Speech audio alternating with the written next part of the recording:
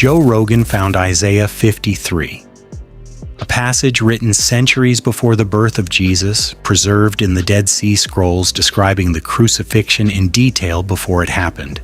He went quiet. And what he said after changes how you read everything that comes before it. And they're trying to, I mean, for me at least, the place that I go to, they read and analyze passages in the Bible.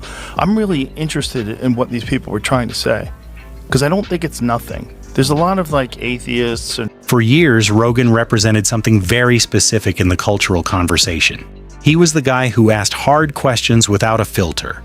And for a long time, that positioned him firmly in the same space as the new atheists. Dawkins, Hitchens, Harris. The voices who looked at religion and called it what they believed it to be. A story, a useful one perhaps, but still a story.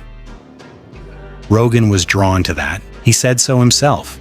The logic felt clean, the arguments felt sharp, and for a time, that was enough. But then something started shifting. Not because someone convinced him, not because he walked into a church and had a moment, but because he started paying attention to something he had been walking past his entire life. The texts themselves, the actual history behind them. And the more he looked, the more the clean logic started to feel incomplete. Because the stories would not stay fictional. That is the part that matters.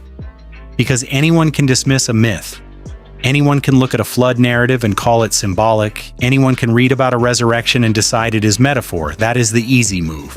And Rogan made it for years. But then he started encountering something different. Not arguments for faith.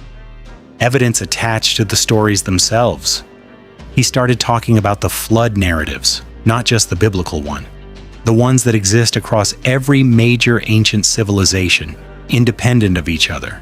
Describing the same event in strikingly similar terms. Massive water. Catastrophic and sudden. A world that was changed overnight. And then he connected it to something geologists and impact researchers have been quietly documenting for years. The Younger Dryas impact theory. Comet strikes, ice caps collapsing, enormous volumes of water released across the Earth in a moment. It happened. There is physical evidence that it happened, and that is when the shift begins to matter. Because once one story that was dismissed as myth turns out to be attached to a real event, every other story starts to look different. Not proven, but different. No longer easy to walk past, and Rogan could not walk past it, so he kept going. And what he arrived at was not a general spiritual openness, it was something far more specific.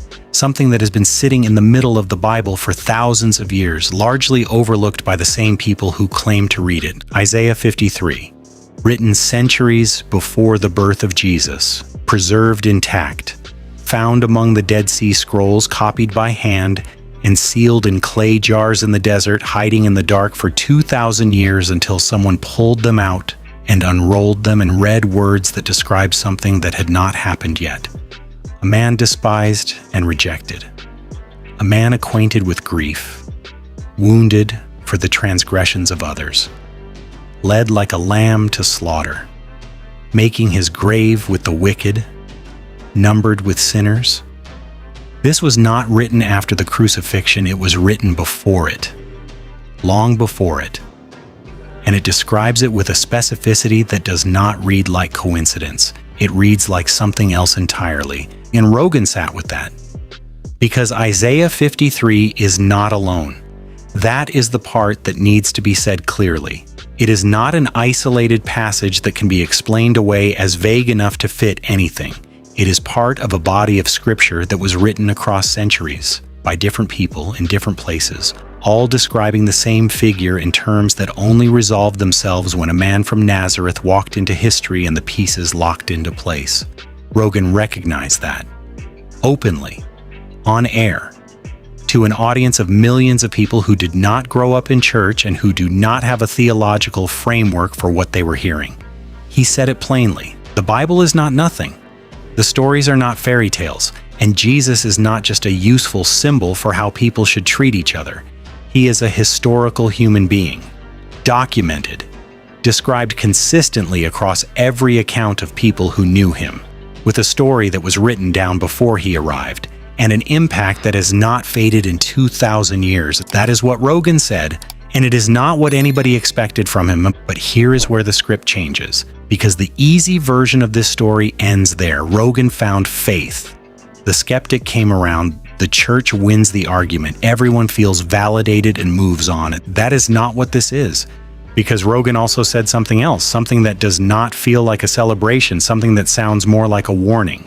He talked about what happens when people carry the language of belief without the transformation behind it. When the structure of faith remains, but the meaning inside it has been hollowed out. When people can answer the questions about Jesus correctly, but cannot tell you what those answers have actually cost them or changed in them. He is not a theologian. He did not use those words. But the observation is the same one that has been sitting in the New Testament the entire time. Not everyone who says, "Lord, Lord." And that is where this becomes a different kind of conversation. Because the audience watching Rogan work through Isaiah 53 in real time, connecting the Dead Sea Scrolls to a pre-incarnate description of Christ following the evidence past where his skepticism wanted him to stop, that audience is not primarily made up of people sitting in church every Sunday. Those people are watching a man outside the building discover what is inside it. And the question that creates is not for them. It is for the people already inside. It took a podcaster from Boston sitting across from guests in a studio in Austin following his own curiosity past where it was comfortable to make millions of people look at it for the first time. That should land somewhere. C.S. Lewis wrote about the idea of a true myth, the possibility that what human imagination reaches for across every culture and every century, the dying hero, the sacrifice, the rescue, the return, is not invention, but memory.